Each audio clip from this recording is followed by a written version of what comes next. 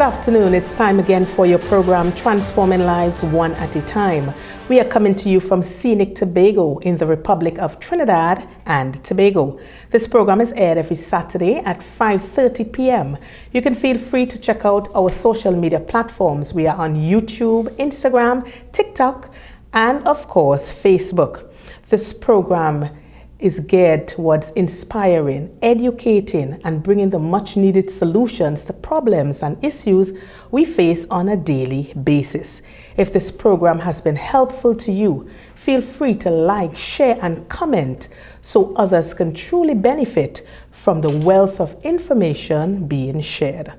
Well, on today's program, we will be speaking about our children and the internet, amongst other related areas. My guest today is PC Virgil from the Specials Victims Department and School Intervention Unit. He's a dedicated police officer with 6 years in the service in Trinidad and Tobago. PC Virgil, welcome to Transforming Lives One at a Time.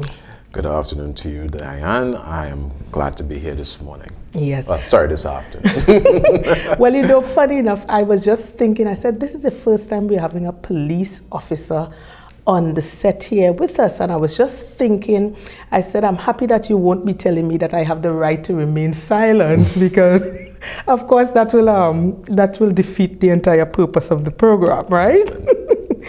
Well, first of all, I want you to give us a brief professional history. Sure, not a problem. Well, as you mentioned before, I have 6 years of policing experience. And so that means I would have graduated the academy in 2019. And from there, I worked at the station for several months, close to a year. But it was during that time where they recognized that I have a particular ability to treat a particular type of crime. So from then, I was transferred to the Gender-Based Violence Unit, which eventually became the Special Victims Department, and have been working there since. And now, because we recognize the upsurge in particular crimes that usually affecting children, because we do recognize trends, and the trend that we're seeing now is that children, are more victims of crimes. If not, they're actually perpetrators of crimes. So that is why it kind of gave rise to the Schools Intervention Unit. And from that, I have now been attached to this particular unit for going on 2 years now. Okay, all right, wonderful. Well, PC Virgil, first of all, let's talk about safety and general online behavior as it relates to children. Sure, we can do that because we do recognize that we understand how important technology is, especially with the advent of the internet. Yes. And since we become so prevalent, since we become so dependent on this technology, we understand its benefits, but not all the time we understand its risks and the warnings that are usually hidden in plain sight, especially in the minds and in the lives of children, because we are recognizing very dangerous trends as it relates to the misuse and the abuse of technology, especially social media. Right. Well, as we are aware, in everything there is always good and bad, and there is no difference as it relates to the internet and social media. My question is, what kind of impact is the internet having on education and, of course, our children's general well-being? Well, the internet has revolutionized education in the sense that it has made it very user-friendly and easily accessible. Yes. But as it relates to its learning, its ability to learn, it has so much resources that are available that are easy to access. But what we don't recognize is the implications and the harmful implications, especially when it relates to cyberbullying and harassment, and even where the sharing of certain types of content on social media. Because even as adults, we may understand its benefits, but we also need to be aware of its risks, especially in the lives and in the minds of our children, because we do know how influential that they can be. Because we live in an age where it's not just about the influence parents have over the children, but this is the age of influencers. Yes. Right? Yes. So parents need to exercise a particular amount of monitoring, and that is something we strongly advocate, because that is actually very important in terms of understanding the technology, but more importantly, how it impacts the lives of children. Right. Well, I've heard parents on many occasions say that their children are actually pressuring them to get phones and, of course, access to Facebook accounts, TikTok, Instagram, just to be well, what should I say? To keep up with the trends. What age do you think is appropriate for a child to actually have a Facebook account or even a phone and just general access to social media? Is there a right age? There is a right age, but the conversation shouldn't just be based around the age. It has to do with the maturity of the child, right, and the child's ability to be accountable. Because across the board, the minimum age requirement for any type of social media account is from the age of 13. And parents don't usually know that because, again, the children have the devices more accessible to them than the parents.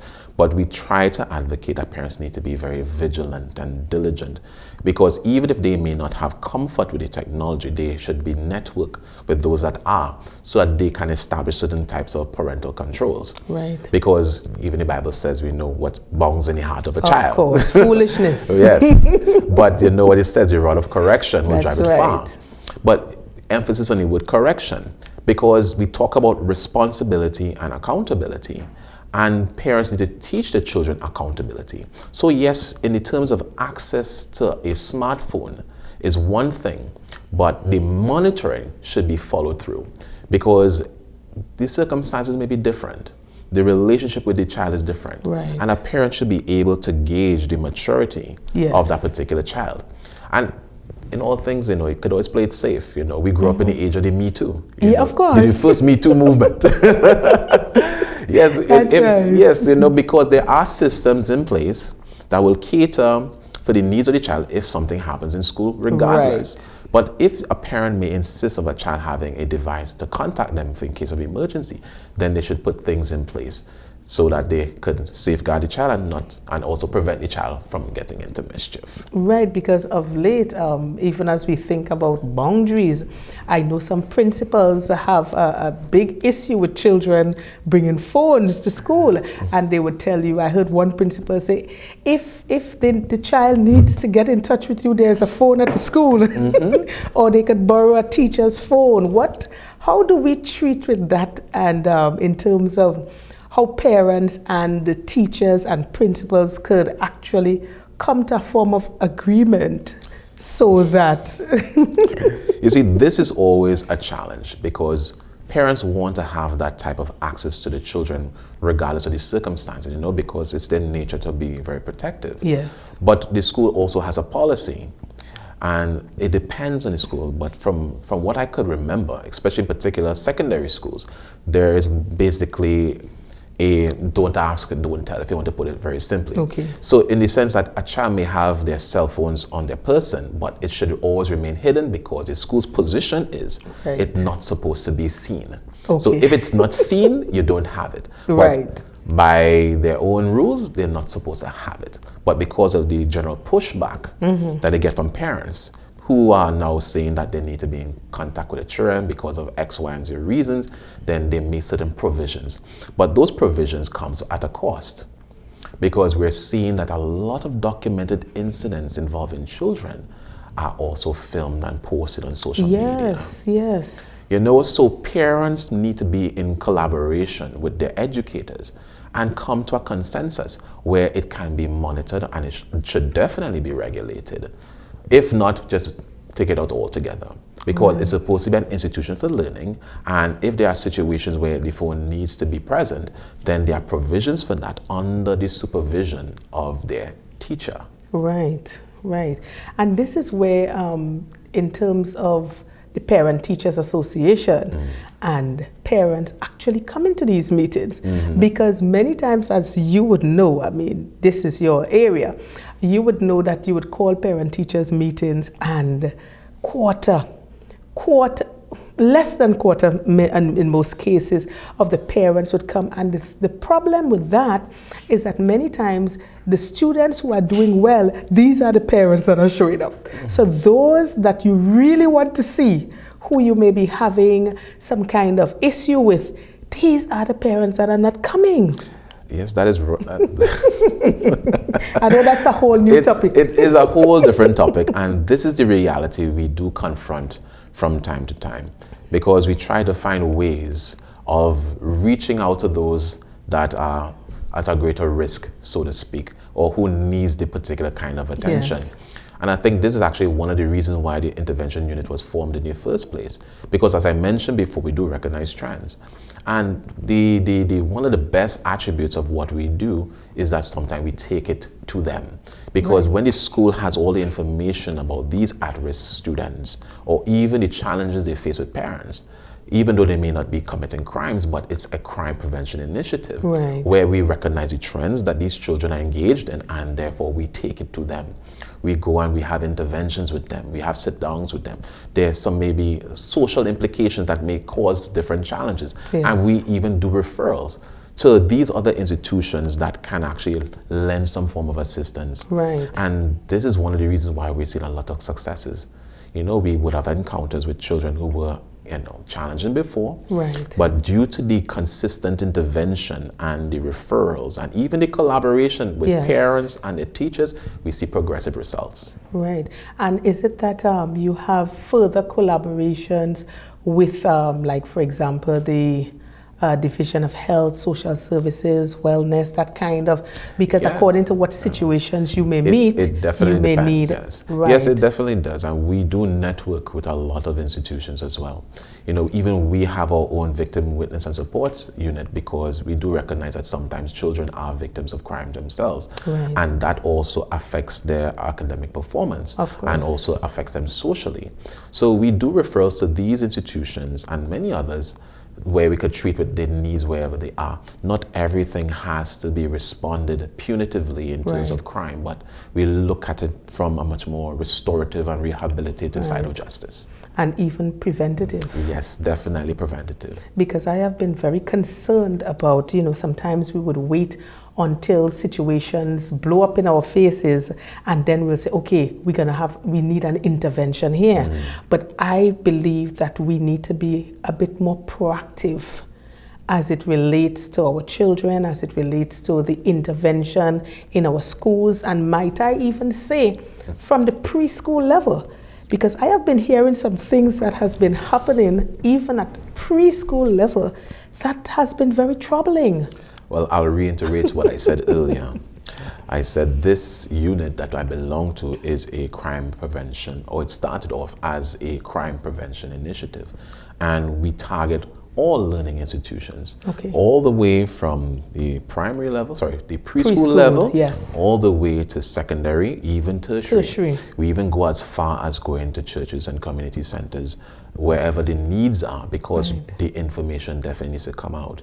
And as you definitely said, we recognize trends that even affecting our very young. Because technology, like I said, has its good and it has its bad. Hence why we tend to advocate a lot for monitoring, because there's a terminology we would have coined called total parental involvement. Because parents, we know, as you know, they're busy. They have the professional responsibilities, they have the personal responsibilities, and then they have to manage children. So we understand sometimes these devices becomes their babysitters. Especially unfortunately with our young ones. It's amazing sometimes we see toddlers can't read or write properly, but yet they know how to navigate a device. And because of the exposures, and remember the influencers that they're watching, we're seeing a change or a pattern of behavior that has become challenging. And we had some encounters already once before that would have caused us to be very concerned. But we tend to focus more on restorative rather than punitive. Well, that is very good to hear. Well, it is a fact that as we evolved, technology will continuously increase. And of course, there is a challenge of keeping up to date where technology is concerned. Are there any programs or courses that parents can access as they try to keep up with these growing trends? Well, from what I understand, I know that Trinidad and Tobago has a plethora. I think we're very fortunate to be a country where education is very easily accessible, even when it comes to technology itself, whether it could just be a computer Literacy class. Literacy Yes. class. Yes, I know there's still a lot of that. Yes. But I think the challenge comes for the social media. But everybody has a friend. Everybody has a friend. Everybody knows somebody. It still takes a village to raise a child. All the time. I believe that, and we still have that. So I know it have, even in my own personal circle, even people who may have cell phones, who have children, who may not know how to navigate a particular type of device or an app, or want to install certain kinds of parental control, they can just call me. And vice versa. There are things that I don't know. I think one thing we need to advocate more is this community, this community atmosphere that we tend to think that we have to do everything on our own. Right. And that is not the case. Because we're still on networking, we still believe in networking, and we still believe that it takes a collaborative effort on everybody else to work hand in hand, because it's still our children too. It's not just your child, it's my child too. That's right. I would always say that on this program that we need a collaborative effort. No one entity can do it. The police alone cannot do it. The church alone cannot do it. The school alone cannot do it. The parents alone cannot do it. The community leaders alone cannot do it.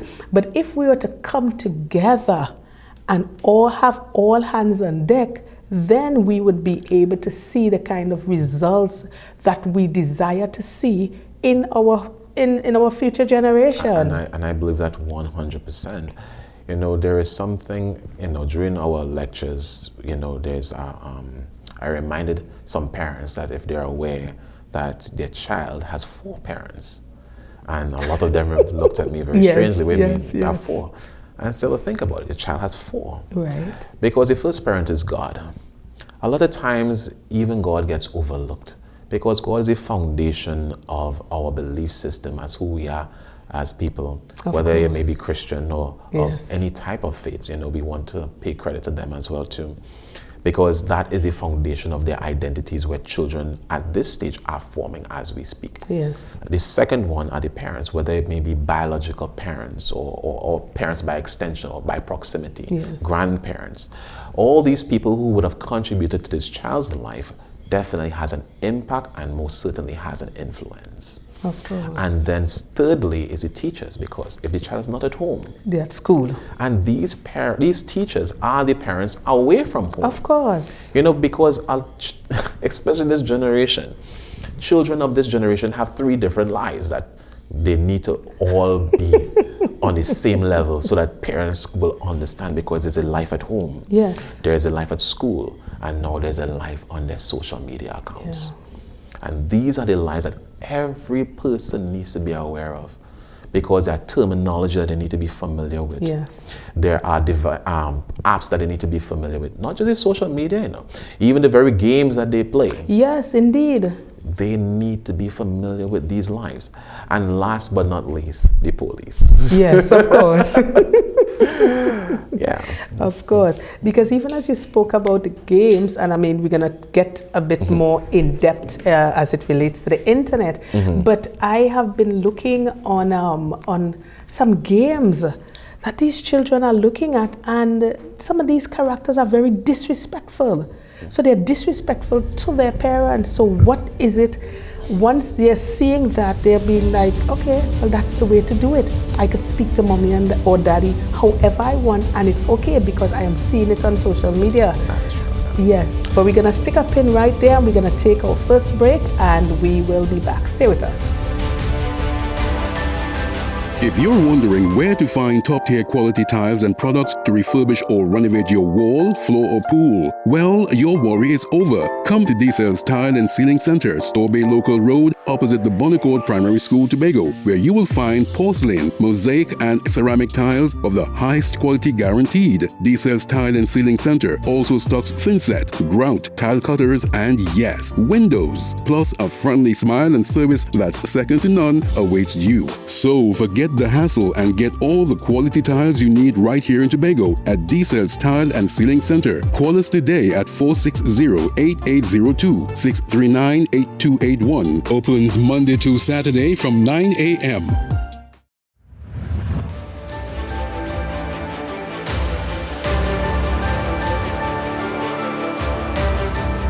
Hi, I am Dyon, host of Transforming Lives One at a Time, and I would like to introduce you to our brand new segment, Good Vibes, Good News. And this is where you have the opportunity to highlight your good vibes, good news with us. You could send your 90-second video to our WhatsApp number 1-868-701-2099. That's 1-868-701-2099. Let's hear some of the good news that we never hear about. Good vibes, good news, inspiring hope, celebrating wins, truly grateful. NSL School and Office Supplies for all your school uniforms, textbooks, stationery, and craft supplies. Located obliquely opposite Stumpy's Bypass, Canaan. Also offering printing, photocopying, and much more. Give them a call today, 615-6595-477-5905, or email them at nslbookstore@gmail.com. Welcome back to Transforming Lives One at a Time. My guest today is PC Virgil. And we are talking about our children and the internet and other related areas. Well, PC Virgil, I know that there are a lot of parents who are not computer savvy. And as a result, it can create major problems in terms of monitoring, which you would have mentioned earlier.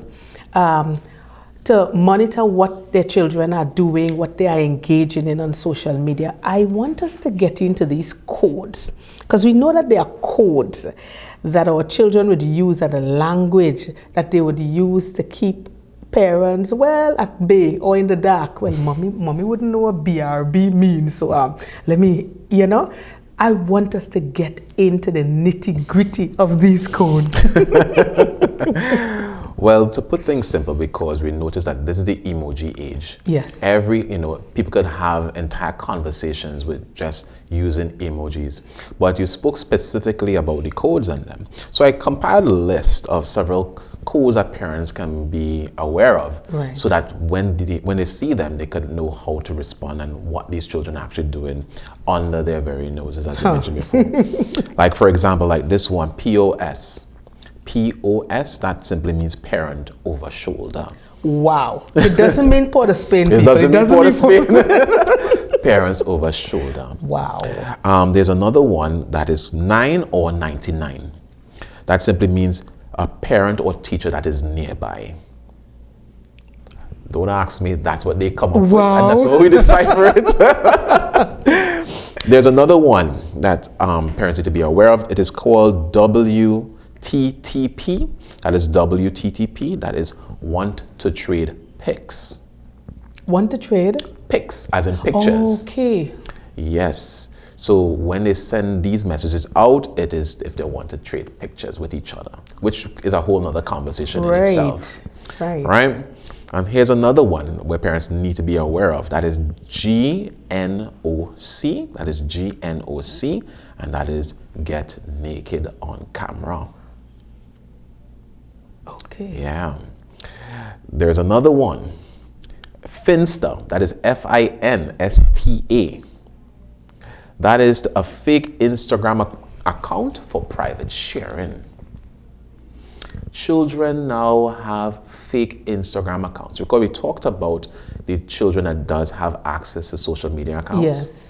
But they have devised ways where they have a fake one for their parents. Right. Where they're friends with their parents and friends with that particular circle of friends. Gotcha. But now they have a private account for them to engage in their other activities. Okay. And that's called Finsta. And last one is a much more sobering one. That is KMS. That is KMS. And that simply means could kill myself. So that is also a warning sign that this particular child or individual needs some social intervention. But as you talk about that, I think every parent should be computer savvy. Yes. We have to learn. Yes, we it's have true. to learn. You see, parents need to educate themselves, or at least be in a position where they could seek help. Yeah. And there's so many different avenues in where they can seek help. They're from the schools, the police units, and there are even workshops. As I mentioned, we live in an age And we're very fortunate in Trinidad and Tobago to be in a position where we can have access to so many different learning programs. Right. And even looking to install certain parental software. Because if you're not tech savvy, then you can still be in a position to assert a particular amount of control and monitor what the child does. You know, I remember at one particular intervention or lecture that I did, you know, I would have asked a child once, you know, who does the phone belong to? And, you know, confidently they said it belongs to them. Right. And I had to let them know that it doesn't. Because at the end of the day, what they have is access to a phone. Yes. And I think it feeds into the narrative that parents need to take back control over their children, even the devices that they have access to. Because they purchased it, they're the ones in control of it, and they are the ones who bears responsibility for it. Because there are even provisions in the law where if a parent provides means and a mechanism where a child may commit a criminal offense, even parents can be held criminally liable. Right. So what I'm hearing is that as parents, we have to be more intentional as it relates. In other words, the responsibility will be on the parent to educate themselves.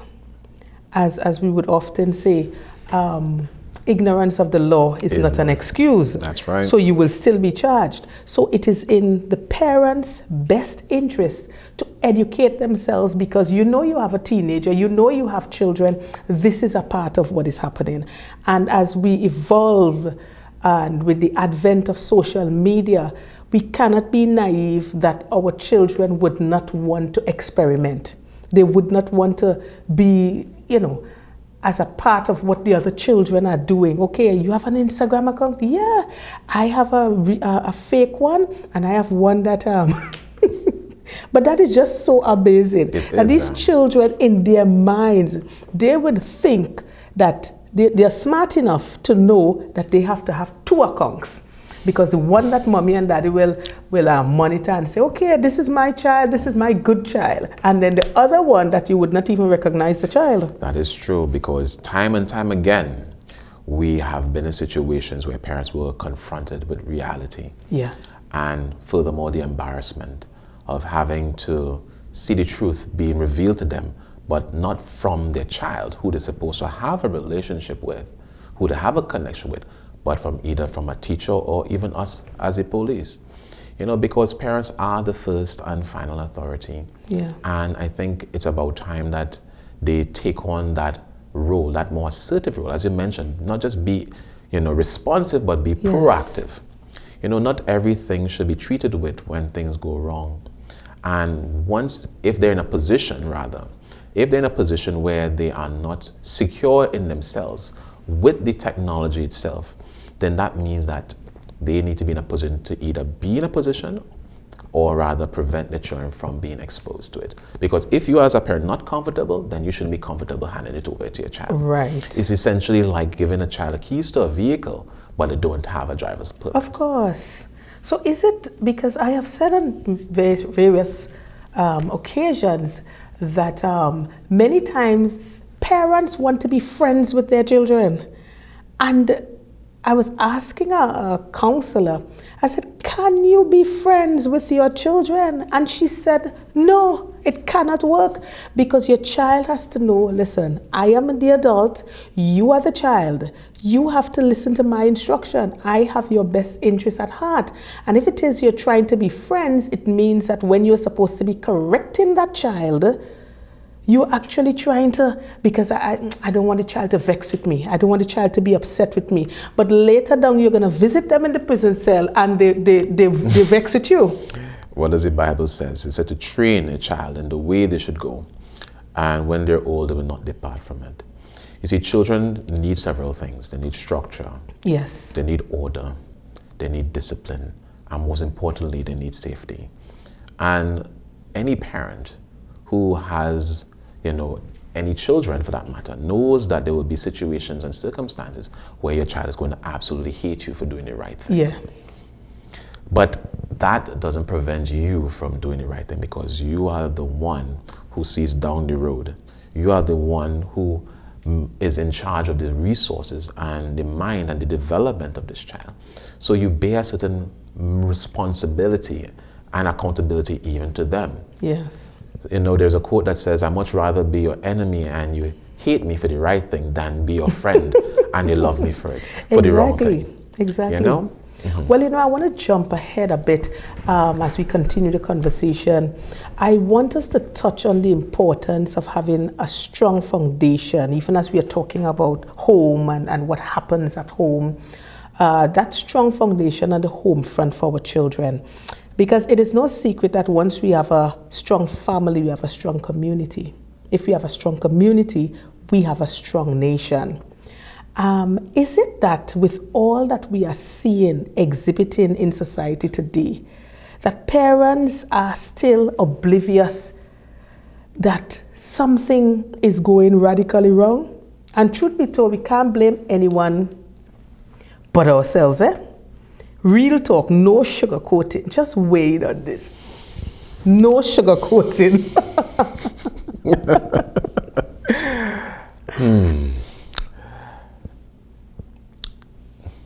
The Bible says, "My people perish because of lack of knowledge."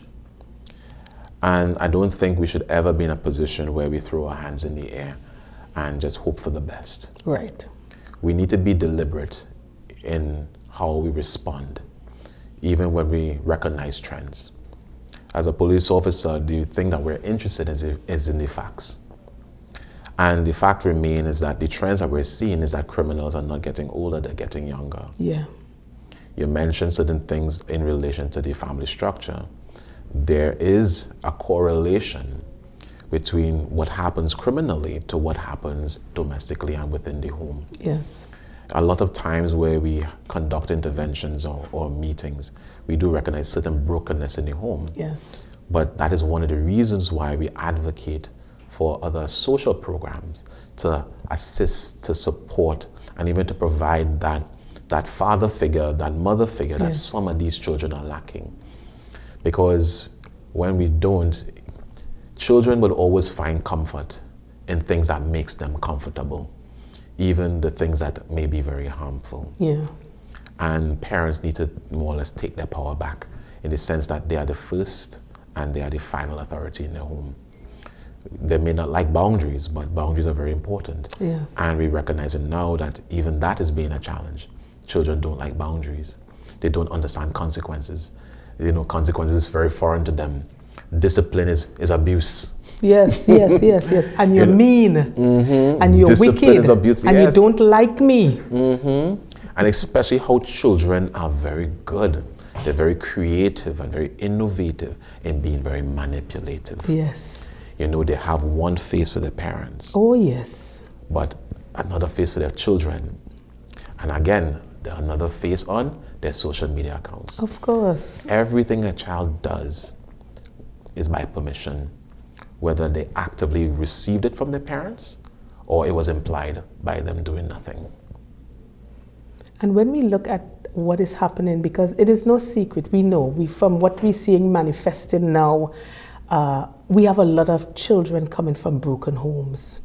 And I still believe that it all starts at the homes. So what we are trying to do, we are actually seeing the manifestation. We are actually seeing what is happening now. A lot of our children in gangs, a lot of our children on substances, a lot of children hooked on alcohol and that kind of thing. What we are seeing is the end result. But we are not looking at where it possibly started. The disrespect in the home, the violence in the home, the obscene language in the home. And sometimes you would have mommy cursing out daddy and mommy and daddy cursing out the children. And then they now take it into the schools and they come to now attack other children because this is what they are seeing in the home. So I would always say, and I'd make no apology, that parents, we need to do better. We need to understand and recognize the seriousness of our responsibilities and take action. I know it can be, children are it's a task at times. But once you put in the necessary work, and I'm speaking straight into the camera, once you put in the necessary work, yes, sometimes some gonna fail, but you would have done your absolute best. And that is what I'm saying. Do your best as a parent. Nothing worth doing in life ever comes easy. And there are two quotes that I will never forget. It says, "The ruin of a nation begins in the homes of its citizens." And the other one is that if given the opportunity, a child will teach the parent how to raise them. Yeah. You see, at the end of the day, it begins and ends at home. The way how our society is a reflection of how it is in the family. Yes. And even if you come from a broken home, it doesn't mean you have to remain broken. That's right. There are programs that are available. There's support available. And the thing is, even when you come to the police to help or to ask for help, not everything has to be done or solved punitively. Right. Even if it means us pointing you in the right direction, Of course. we can do that. And I think that is one of the reasons why the unit was formed, because we recognize the trends. As I said, it's a response to the trend. Yes. It is a crime prevention initiative to prevent an escalation. And to speak a little bit more about it, that is one of the reasons why it is the first of its kind in Tobago. Right? Right. Mm-hmm. Why is it? Because, many times we may be having an issue with a child at home. The child might be very disobedient, or they might just be rebellious, whatever. But many times you just push it aside. And you push it aside and you keep sweeping the problem under the carpet. Mm-hmm. The child comes home with things that don't belong to them. You don't ask a question. You don't look in the child's bag. The child comes home with a $1,400 pair of shoes. You know the child isn't working anywhere. The child is going to school. Where is that child getting that from? Things don't just happen. Or rather, how old people say, when you breed your mosquito, don't complain when you get bite. I remember mentioning earlier about a particular thing we coined called total parental involvement. Yes. And by total parental involvement simply means just that, total. Because when a child comes home, do you go through the bags to see what they do with the day that you would have given, they would have yes. spent at school? Do you have conversations with your children? Because a lot of times we recognize that children are not expressive, or they have channeling their emotions, yes. And communicating. They could talk on the cell phone, but they can't have a conversation. Right, yes. And parents, they need to be the examples for their children in some cases. Some parents rather let somebody else deal with it. Yeah. But they need to take responsibility and accountability for the actions of their children.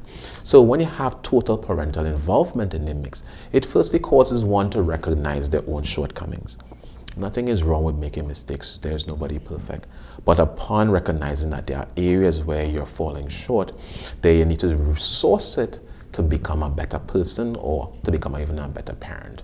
And if it means you source it out from yourself, or you could point in the right direction, yes. or even ask for help. Of course. A lot of people are ashamed to ask for help. Listen, I was going to get to that, because I always tell individuals, never be afraid to ask for help. Mm-hmm. Because if you realize that the situation is more than you, as we say in local parlance, water more than flour. Mm. Is that right? I believe so. Yeah, I think so. Water more than flour. You know that you need help. You need intervention. This goes back to the 4 parents that I mentioned. Right. The 4 parents are a safeguard for the one parent that is just after God, because it implies connectivity. Right. It implies that social and community spirit. It lends itself for the kind of support that if you as a parent find yourself in there, you have an opportunity to find that kind of help outside of you. Yes. Whether you have it at home, if you're the parent, there's the other surrogate parents, like your neighbors, yes, your aunties, your uncle. If it's at school, Sometimes teachers know more about their own children than the actual parents themselves. Correct. But a lot of times they want to make teachers the enemies rather than their allies. Yes. So we try to promote that kind of collaboration between parents and teachers to kind of bridge that gap. And trust me, when all these facilities and all these agencies and institutions working together, you could only come to one result, and that is the betterment of a child. Of course, and that is what we want to see. Yes. At this time, we're going to take another break, and we'll be right back. I tell you, the time is fast approaching, but we will certainly bring back PC Virgil again for part 2. Stay with us. If you're wondering where to find top-tier quality tiles and products to refurbish or renovate your wall, floor or pool, well, your worry is over. Come to D-Cell's Tile and Ceiling Center, Store Bay Local Road, opposite the Bonnecourt Primary School, Tobago, where you will find porcelain, mosaic and ceramic tiles of the highest quality guaranteed. D-Cell's Tile and Ceiling Center also stocks thinset, grout, tile cutters and yes, windows. Plus a friendly smile and service that's second to none awaits you. So forget the hassle and get all the quality tiles you need right here in Tobago at D-Cell's Tile and Ceiling Center. Call us today at 460-8802, 639-8281. Opens Monday to Saturday from 9 a.m.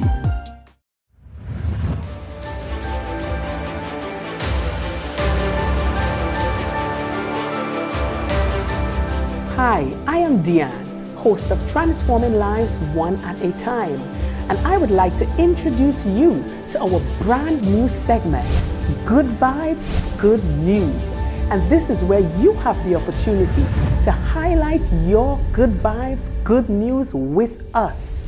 You could send your 90-second video to our WhatsApp number, 1-868-701-2099. That's 1-868-701-2099.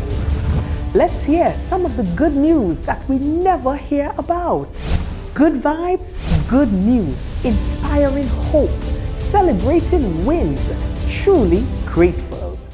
NSL School and Office Supplies for all your school uniforms, textbooks, stationery and craft supplies. Located obliquely opposite Stumpy's Bypass, Canaan. Also offering printing, photocopying and much more. Give them a call today, 615-6595, 477-5905 or email them at nslbookstore@gmail.com. Welcome back to the program. Well, we are on part 3, the final segment, and we're here with PC Virgil. And PC Virgil, I want us to jump in at this point to talk about the upsurge in violence at our schools. I know that is on the lips of many parents, teachers, well, of course, the police, principals. We are all concerned. In your capacity, you would see this on a daily basis. What are some of the ways that we can deal with this?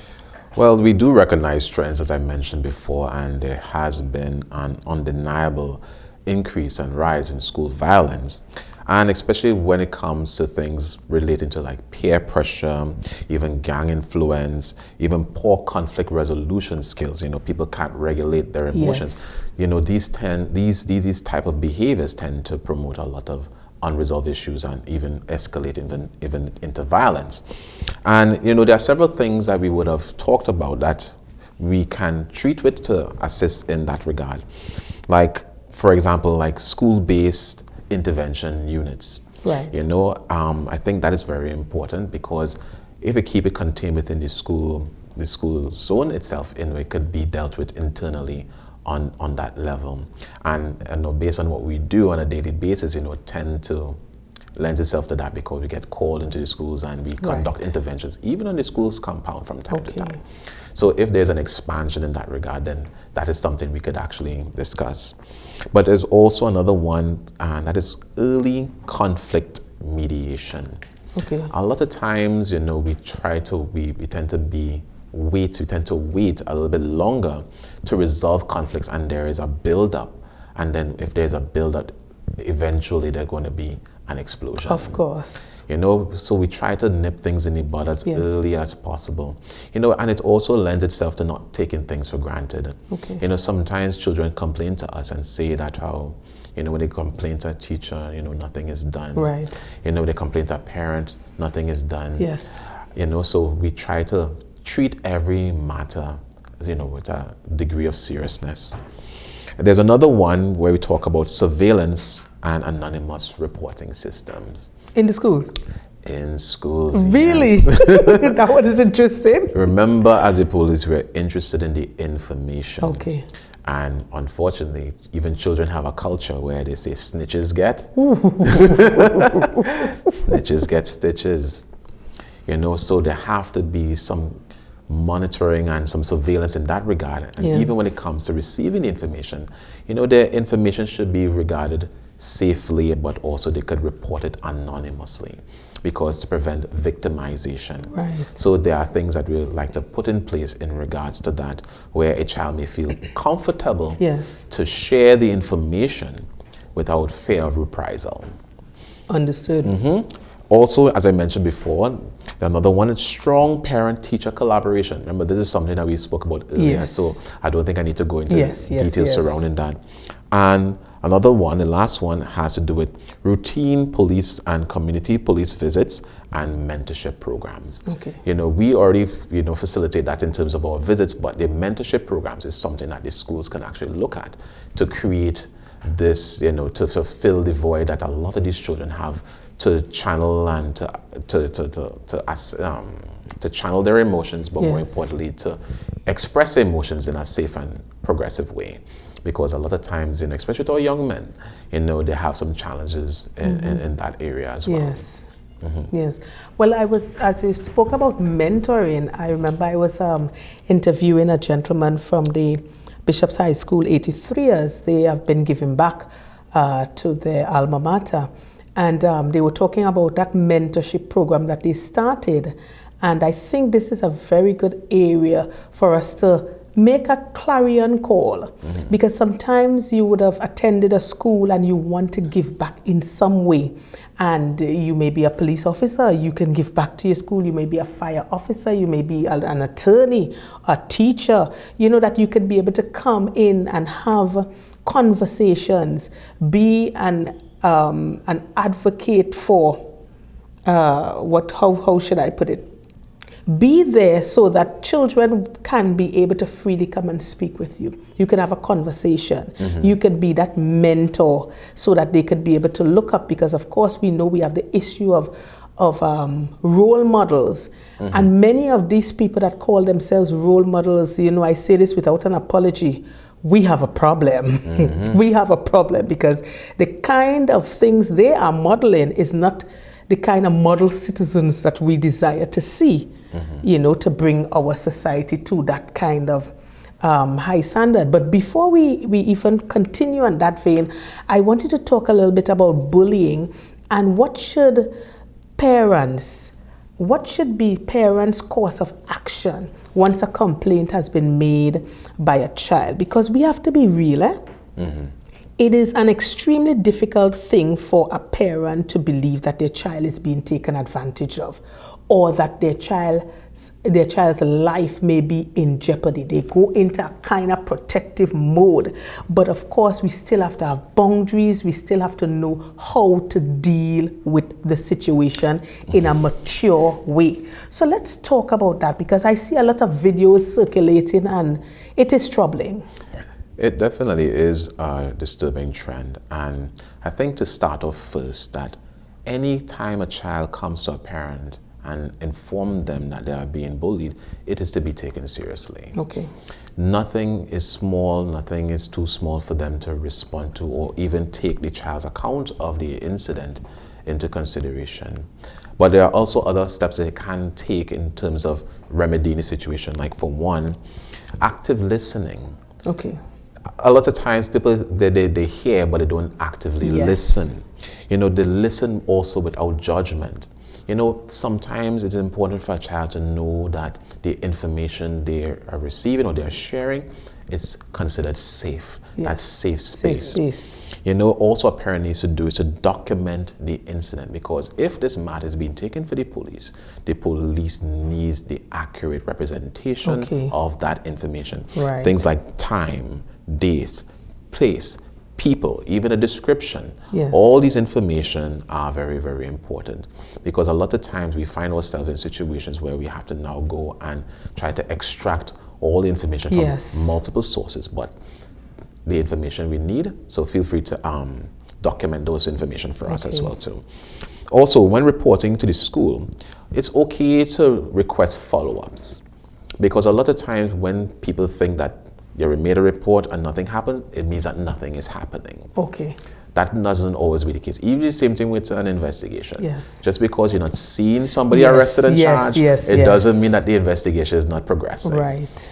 And this also feeds into the importance of the collaboration between parent and teacher, because they need to know that your report is important to them, just as the school needs to know that this situation is being addressed. Yes. Right? Avoid encouraging retaliation. This is the one that spoke directly to what you said before, Right. in terms of what we're seeing on social media, where parents take matters into their own hands, Yes. or in some cases even worse, don't take no lash from nobody. Right. So we try our best to discourage that. Instead, teach assertiveness, self-respect, and most importantly, reporting. In fact, there is something that we would have utilized during our lectures in regards to bullying, and that is called a winner's mentality. Okay. And a winner's mentality is actually an acronym. So winner is actually W-N-I, Yes. but each letter represents something, and that is a response to how to treat a bullying.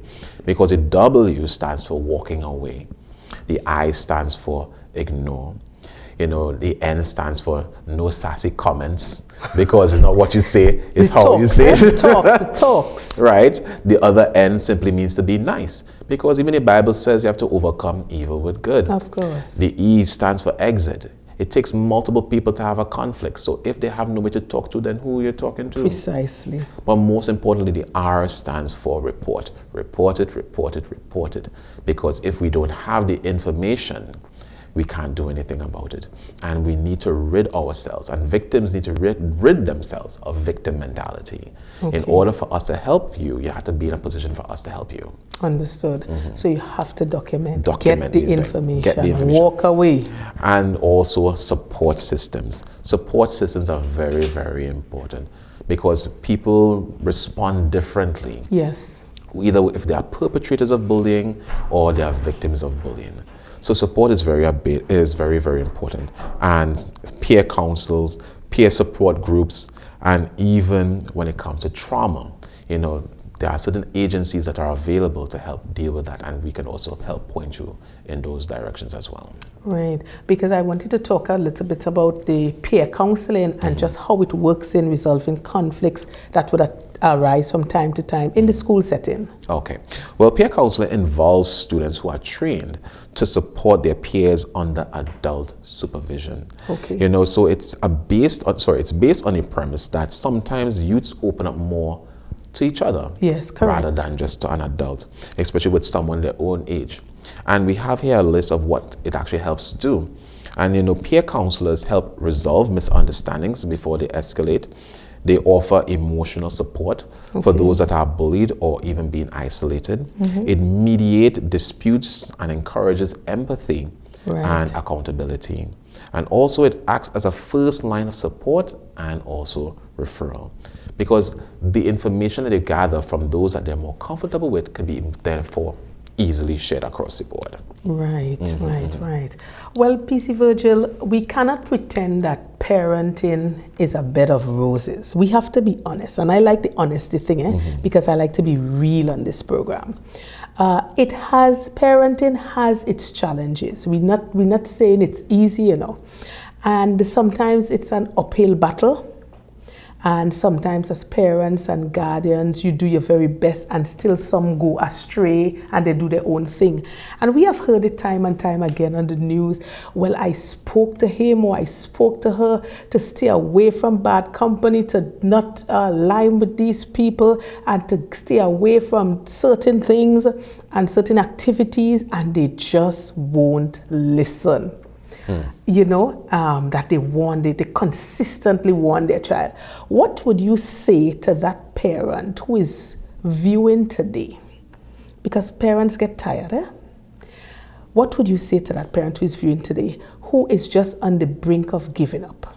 Maybe no family support, and that parent is really in a bad place, but they love their child.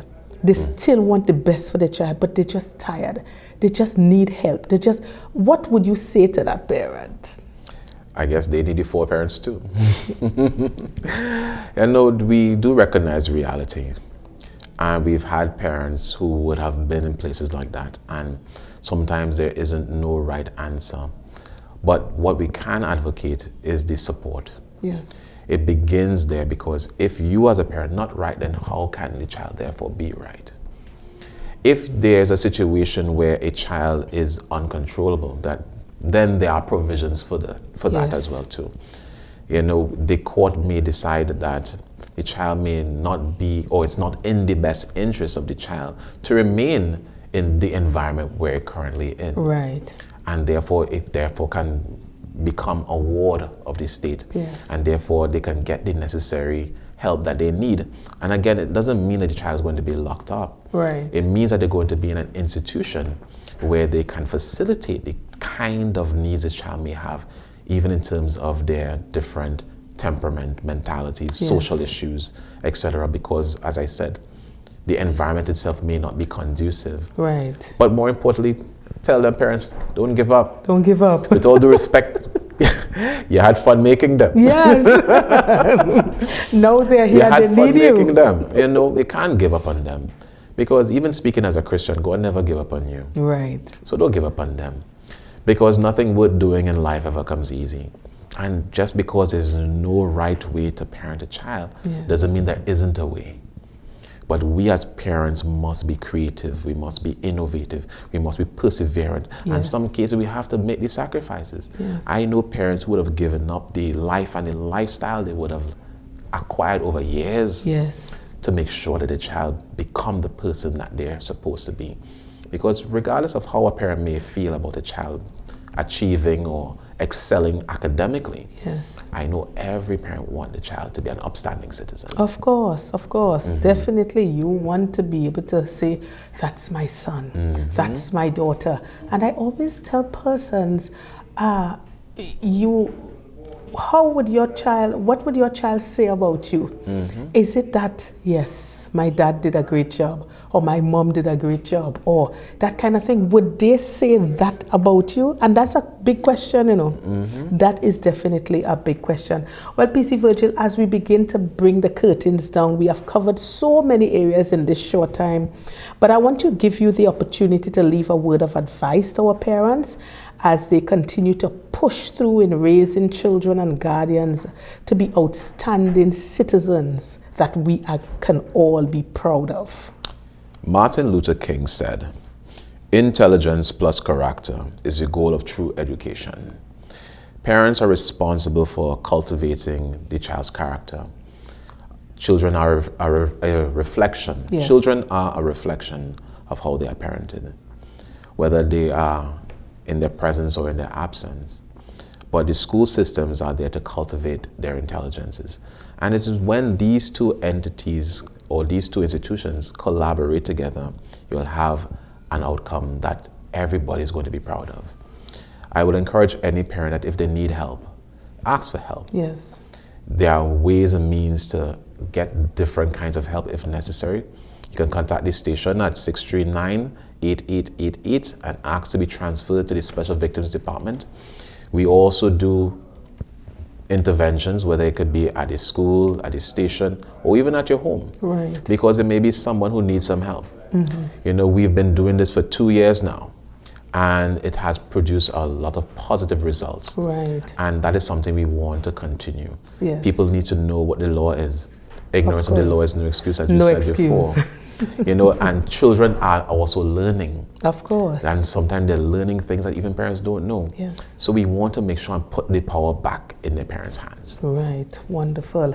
Well, PC Virgil, I want to thank you so much for being a guest on Transforming Lives One at a Time. Long in the making. That's all. I'll leave it at that. And of course, the information you shared was extremely helpful for our parents and our guardians and even other family members viewing. So again, parents and guardians, I want to admonish you to be very vigilant as it relates to your children overall, and of course with the internet and social media. All right, so on this note, we want to thank you again for viewing the program, Transforming Lives One at a Time. Ensure you check out our social media platforms. We are on YouTube, Facebook, TikTok, and Instagram. Okay, give us your feedback. Share the program with a friend. Share the program with a loved one. Share the program with a family member. I always say, let these kinds of positive programs and influences go viral, because these are the kind of programs and information that we need to make our society a better place. And that's it right there. All right, so as usual, I leave you with the definition of transformation, which is an internal shift that brings us into alignment with our fullest potential. Hey, we've got this. See you next time.